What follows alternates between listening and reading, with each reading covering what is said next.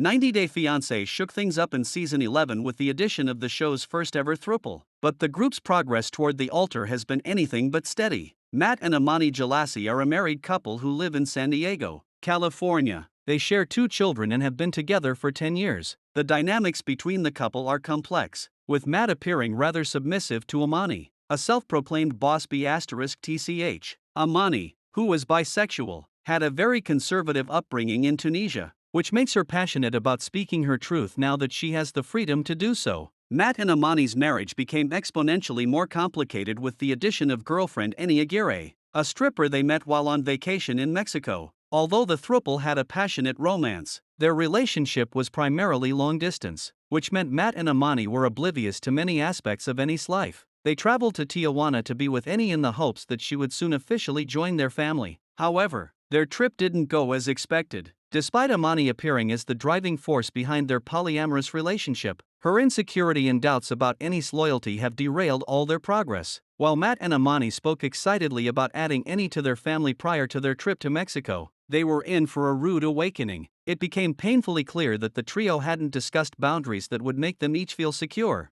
Their first night together ended with Amani seething with jealousy, and the pattern of miscommunication and distrust continued throughout their time on 90 Day Fiancé. More signs of trouble emerged as Matt and Amani realized how little they knew about Eni's life. Their concerns about Eni's secretive behavior led them to seek out a clandestine meeting with Eni's ex, during which they realized they didn't even know her real name or marital status. Furthermore, Eni had hidden her polyamorous relationship from her family, afraid that her religious loved ones would judge her. Matt and Amani's constant distrust of Eni is a huge red flag, and it proves to me that the throuple is nowhere near ready for marriage. While Matt and Amani presented themselves as ready to walk down the aisle with Eni, they seemed to back down from their commitment as their 90 Day Fiancé season progressed. At this point, as the rest of the cast are preparing for their marriage ceremonies, Matt and Amani seem unsure whether they even want to be in a relationship with Eni. Eni's only path into the United States is through marriage. The fact that Matt and Amani are already married adds an extra layer of complication to their K-1 visa application process. Matt and Amani will need to legally divorce for one of them to marry Eni and bring her to the United States. Their friends were dumbfounded by their plan, and I can't say I disagree. Matt and Amani's time in Mexico has been rife with jealousy over their roles as they integrate Eni into their relationship. Eni admitted she was more interested in Amani than Matt, and Amani was unsure whether to tell her husband. Her hesitation didn't help the complicated dynamics within the group. Matt started to feel like an outsider, leading Amani to awkwardly push Matt and Eni to go on a date to strengthen their bond.